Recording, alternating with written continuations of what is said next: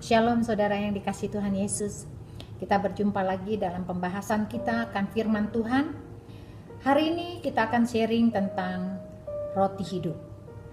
Kita semua tahu bahwa saat-saat ini masa-masa Covid akan terjadi kelaparan di mana-mana. Dan itu sudah mulai terjadi. Karena ada pembatasan sosial dan juga lockdown, sehingga bahan baku makanan juga akan mulai terasa sulit karena mereka dibatasi dalam pergerakannya. Setiap kita membutuhkan makanan, saudara dan saya. Satu hari at least kita harus makan 3 kali. Kita harus makan pagi, makan siang, makan malam. Pada saat satu hari itu malam itu kita merasa kenyang, besok pagi kita bangun, kita terasa lapar lagi.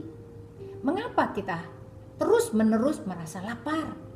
Dan kita harus makan lagi dan makan lagi, setiap hari kita harus makan.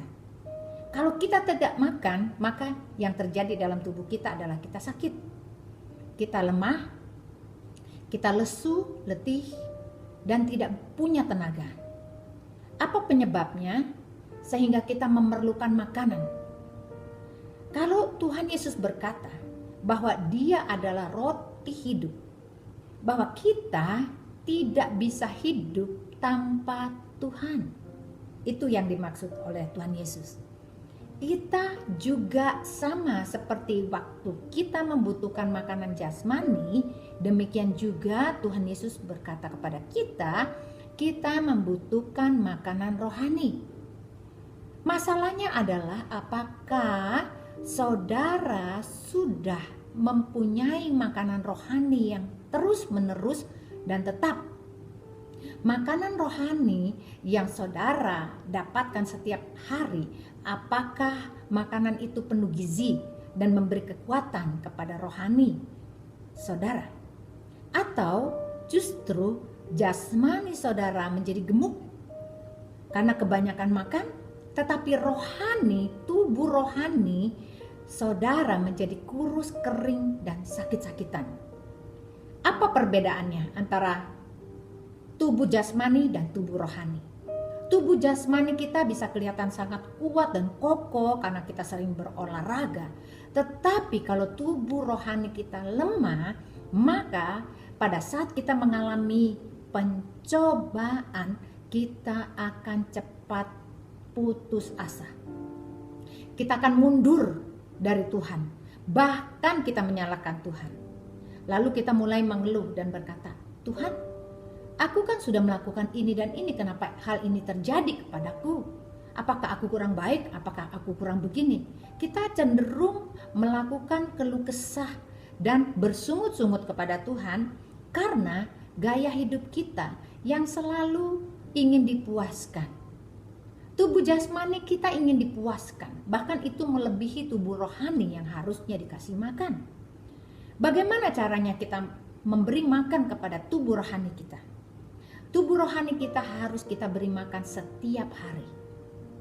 Dengan kita rajin membaca Alkitab. Kita rajin memuji, menyembah Tuhan. Kita rajin untuk hati kita selalu fokus kepada Tuhan. Kita juga harus rajin untuk berdoa. Mengapa? Karena dengan berdoa, tubuh rohani kita yang ada di dalam ini menjadi kuat dan gemuk. Kalau kita hanya membaca Alkitab, kita hanya memuji Tuhan, tetapi kita tidak punya koneksi dengan Allah Bapa, maka yang terjadi adalah engkau merasa rohanimu, tubuh rohanimu tidak pernah bertumbuh. Oleh karena itu engkau selalu merasa sangat jauh hubunganmu dengan Tuhan. Mengapa?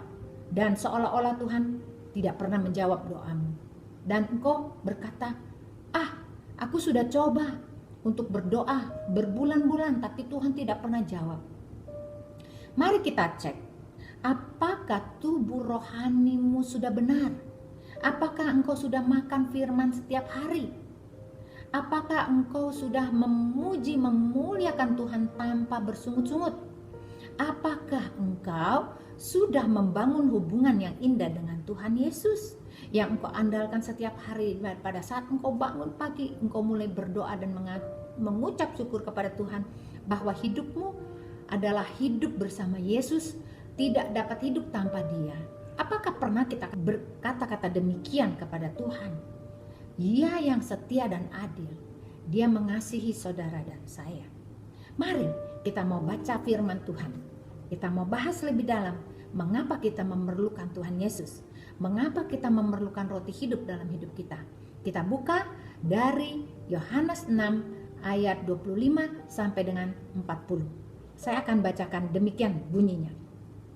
Ketika orang banyak menemukan Yesus di seberang laut itu, mereka berkata kepadanya, "Rabi, bila mana engkau tiba di sini?"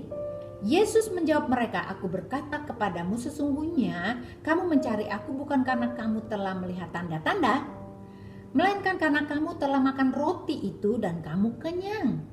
Bekerjalah bukan untuk makanan yang dapat binasa, melainkan untuk makanan yang bertahan sampai pada hidup yang kekal, yang akan diberikan Anak Manusia kepadamu. Sebab Dialah yang disahkan oleh Bapa Allah dengan matanya."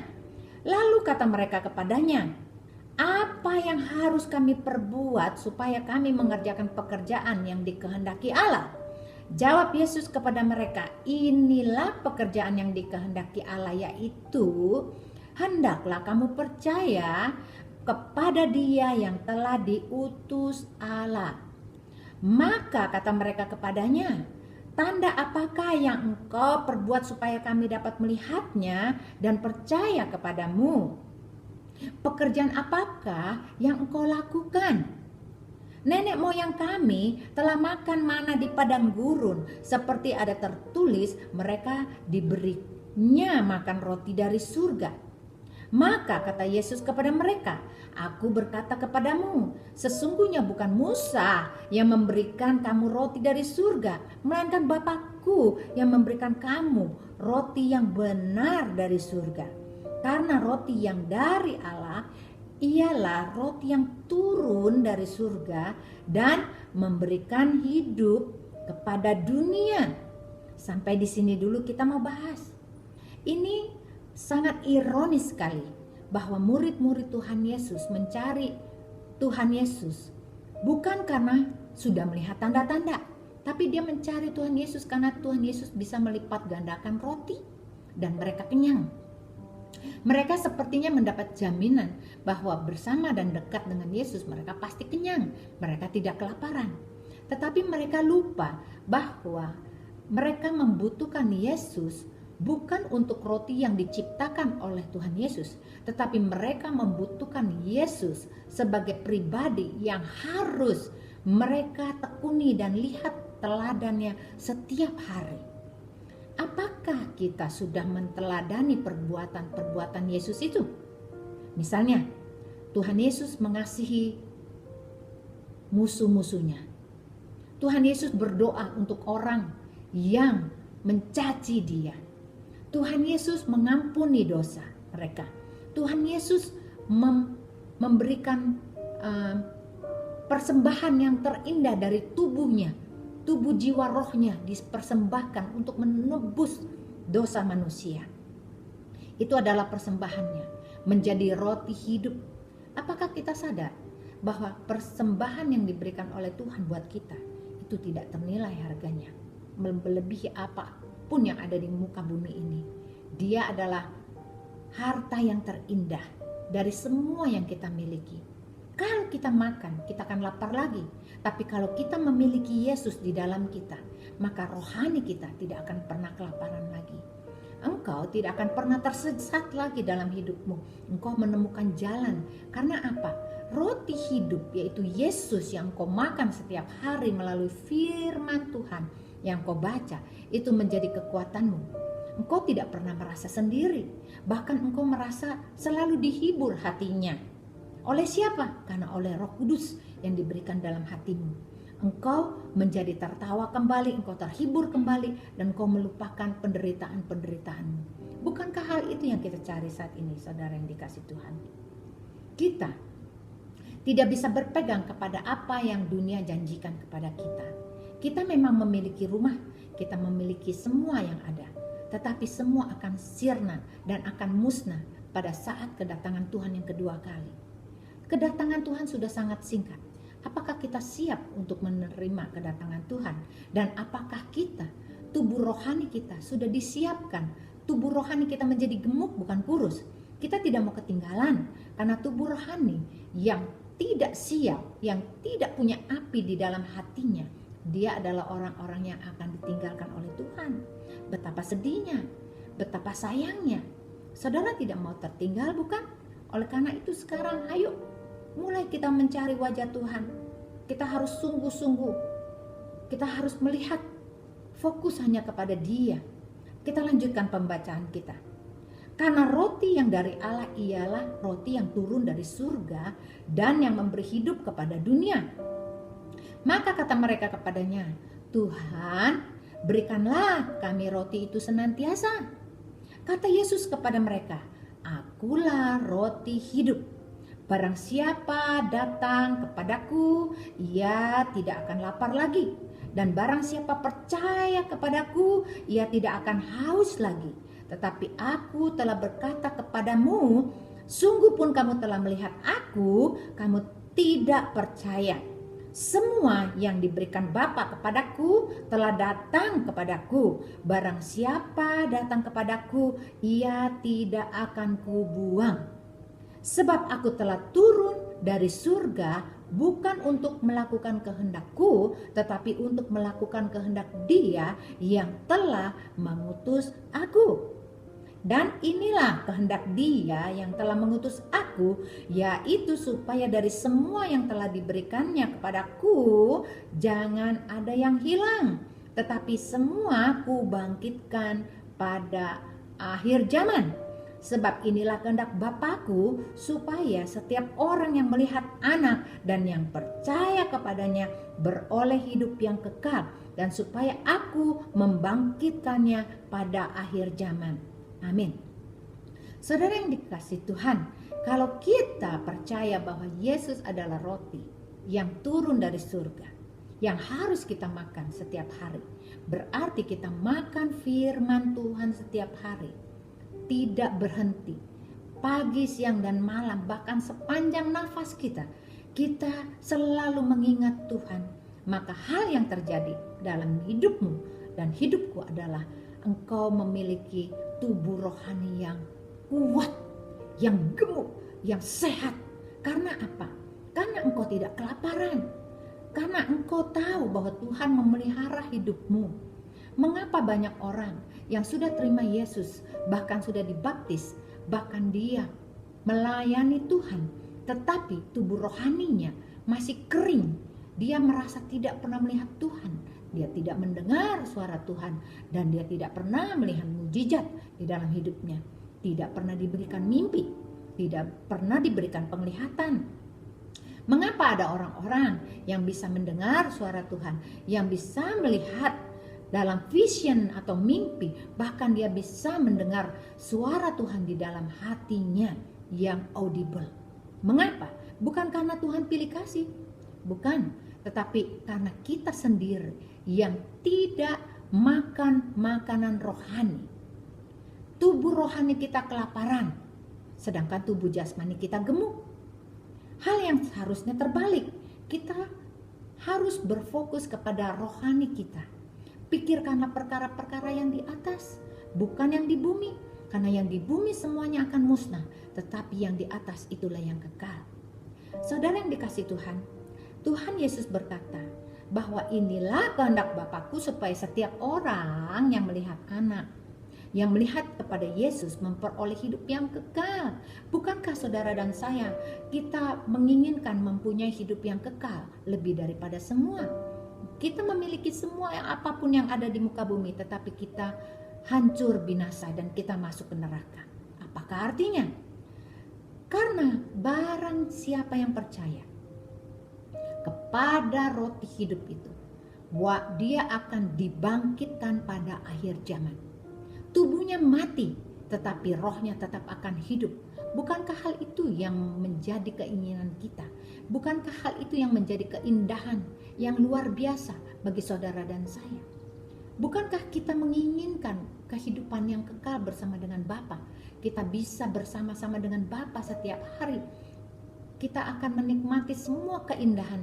Tubuh kita tidak sakit lagi, kita tidak kelaparan lagi, kita tidak menderita apapun juga, tetapi kita bersuka cita setiap hari.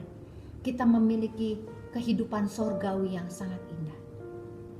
Pada suatu hari, Tuhan memberikan saya sebuah mimpi. Saya dibawa untuk melihat rumah di surga. Rumah itu benar-benar ada. Pada saat saya dibawa masuk untuk pergi bersama dan saya terbang bersama-sama dengan malaikat, saya berhenti di sebuah rumah putih.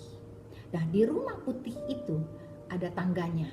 Dan pada saat saya berhenti di situ, ada malaikat yang sudah menantikan saya. Lalu dia menunjukkan kepada saya 2 buah nisan. Yang satu adalah nisan di mana orang itu sudah meninggal atau sudah berada di surga. Yang satu lagi baru akan meninggal. Saya diperlihatkan sebuah video bahwa orang tersebut ada di rumah sakit. Yang sudah ada di sana adalah suaminya, yang akan meninggal adalah ibunya, yaitu istrinya. Malaikat itu menyerahkan sebuah foto kepada saya. Lalu dia berkata, inilah orang yang akan datang ke sini. Saya akan perlihatkan kepadamu. Namanya adalah Ibu Deborah.